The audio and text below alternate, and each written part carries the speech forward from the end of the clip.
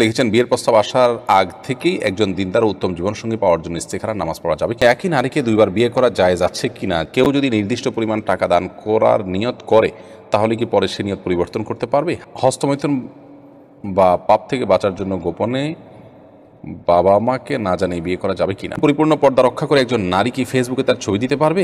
নামাজের সময় সিজদার জায়গায় মোবাইল রাখলে, মোবাইলে গান বাজনা থাকলে নামাজ হবে কি? লোন নিয়ে পড়াশোনা করা কি জায়েজ হবে? একই পাপ বারবার করে তওবা করার পর আবারও একই পাপ করে তওবা করে আবারও তৃতীয়বার একই পাপ করে তওবা করলে তওবা কবুল হবে কি না? পর্দা করার জন্য বোরকা ব্যবহার না করে যদি ঢিলে ঢালা লম্বা পোশাক এবং নিকাব আর হাত মোজা ব্যবহার করা হয় তাহলে পর্দা হবে কিনা? ওযু করার সময় এবং খাওয়ার সময় কি আজানের জবাব দেওয়া যাবে? আপনাদের প্রশ্নগুলোর উত্তর দেওয়ার পালায় আমরা প্রবেশ করছি। আমাতুল্লাহ মৌসুমী আপনি লিখেছেন, ওযু করার সময় এবং খাওয়ার সময় কি আজানের জবাব দেওয়া যাবে?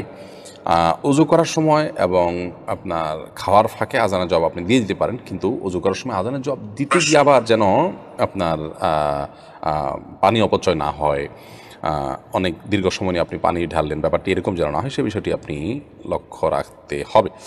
এরপরে স্মৃতি বিনতে জাফর আপনি লিখেছেন, পর্দা করার জন্য বোরকা ব্যবহার না করে যদি ঢিলে ঢালা লম্বা পোশাক এবং নিকাব আর হাত মোজা ব্যবহার করা হয় তাহলে পর্দা হবে কিনা? হ্যাঁ, যে কোনোভাবে আপনার সৌন্দর্য আপনি ঢাকতে পারলেই হলো। বোরকা পরা ছাড়া যদি আপনি পারেন, ওকে। আমি দেখেছি ব্যক্তিগতভাবে বোরকা পরেন না কোনো ভদ্রমহিলা, কিন্তু পর্দার জন্য যা দরকার সেটা তিনি করতে পারেন, সেটা যথেষ্ট। বিশেষ করে তার যদি সুন্দর পোশাক আশাক থাকে তাহলে তার উপরে একটা চাদর বা অন্য কিছু দিয়েও না, কিছু এমন কিছু দিয়ে তার সে সৌন্দর্য ঢাকা উচিত যাতে করে লাইভ দিনে জিনা তাহুন্না আয়াতের খেলাফ না হয়, অর্থাৎ নারীরা তাদের সৌন্দর্যগুলোকে ঢেকে রাখবে, সেটি যেন হয়। সেটি পর্দা দিয়ে বোরকা দিয়েই করতে হবে এমন কোনো বাধ্যতামূলক নয়, কালো বোরকা দিয়েই করতে হবে এমন কোনো কথা নয়। এরপরে সাদিকুন জান্নাত আপনি লিখেছেন, একই পাপ বারবার করে তওবা করার পর আবারও একই পাপ করে তওবা করে আবারও তৃতীয়বার একই পাপ করে তওবা করলে তওবা কবুল হবে কি না? একই পাপ একবার করে তওবা করার পর যদি আবারও একই পাপ করে মানুষ তওবা করে এবং সে পাপ যদি তৃতীয়বারও করে তারপরও যদি তওবা করে তারপরও তওবা কবুল হতে পারে। আল্লাহ রাব্বুল আলামিনের গুণবাচক নামগুলোর ভিতরে একটা হলো তাওয়াব, যার অর্থ হলো বারবার যিনি বান্দার তওবা কবুল করেন।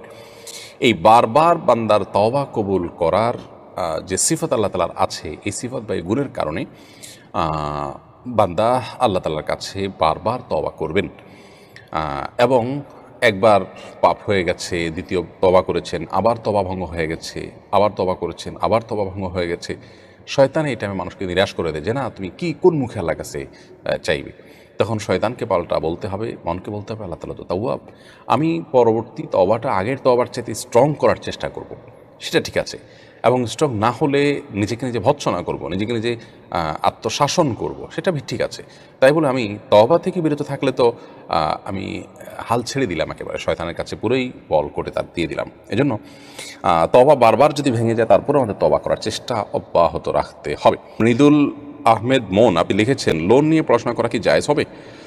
পড়াশোনা করার জন্য যদি আপনি লোন নেন আর লোনটা যদি হয় আপনার রিবা বা সুদ নির্ভর, তো সুদ নির্ভর লোন নিয়ে, সুদ নির্ভর আপনার ঋণ নিয়ে পড়াশোনা করা জায়েজ হবে না।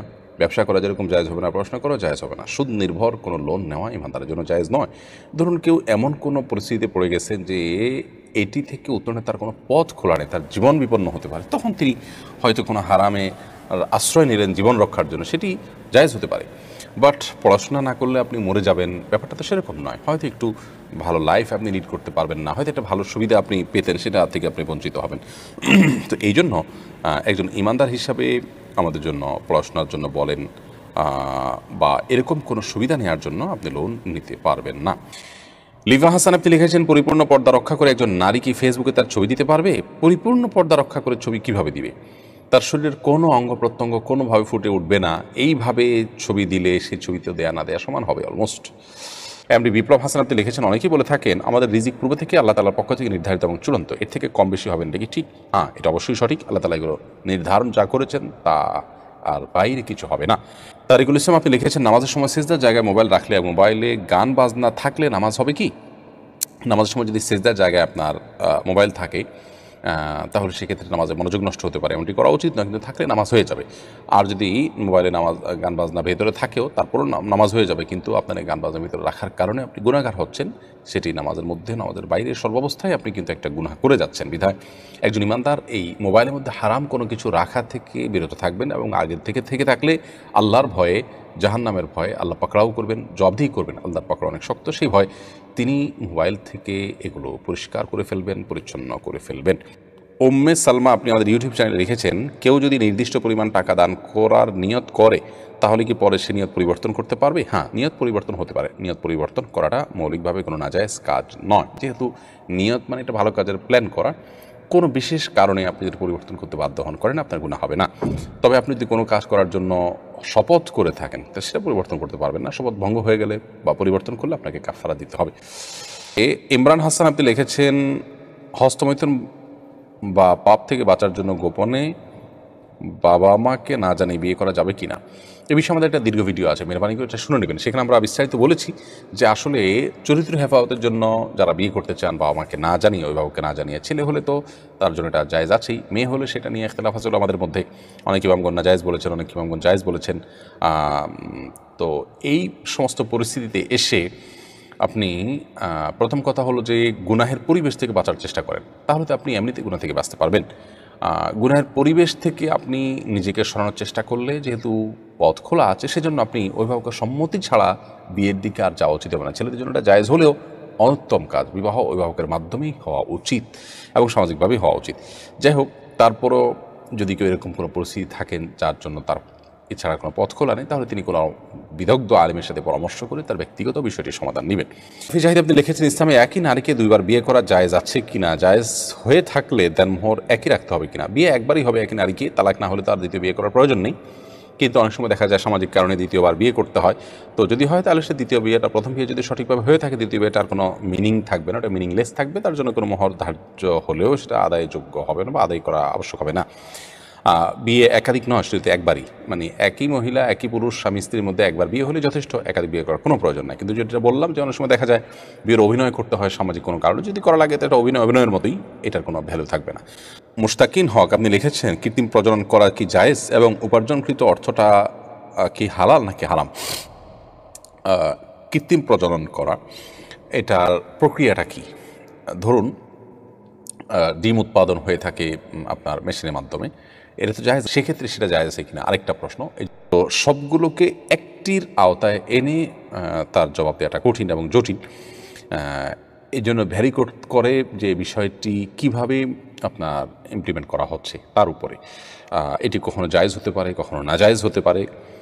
মৌলিকভাবে বিষয়টি নির্ভর করে যে প্রক্রিয়াটা করতে গিয়ে শরিয়ার কোনো বিধান লঙ্ঘন হচ্ছে কিনা। যদি কোনো বিধান লঙ্ঘন হয় তাহলে না জায়েজ, আর না হলে সেটি জায়েজ আছে। মৌলিকভাবে মনে রাখতে হবে আলাস্তুফিল আশিয়া রিবাহা, যে কোনো জাগতিক বস্তু আল্লাহ আমাদের জন্য হালাল করেছেন, যে কোনো কিছুই।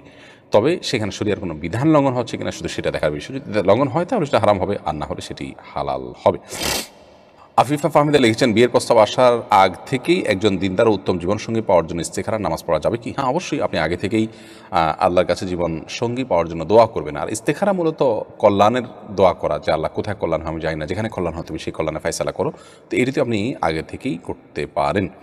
আমির হোসেন আপনি লিখেছেন, নামাজের বাইরের সময় আমার গ্যাসের একদম সমস্যা হয় না, কিন্তু অজু করার সাথে সাথে আমাকে এই সমস্যার সম্মুখীন হতে হয়, অনেক কষ্ট করে অজু ধরে রাখতে হয়, কি করতে পারি একটু দয়া করে বলবেন।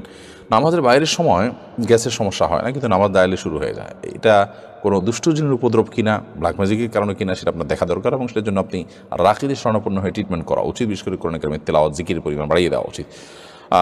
কিন্তু সালাতের মধ্যে আপনাকে উজু ধরে রাখতেই হবে, কারণ উজু আপনার ছুটে গেলে আবার নতুন করে উজু করে আপনাকে সালাত আদায় করতে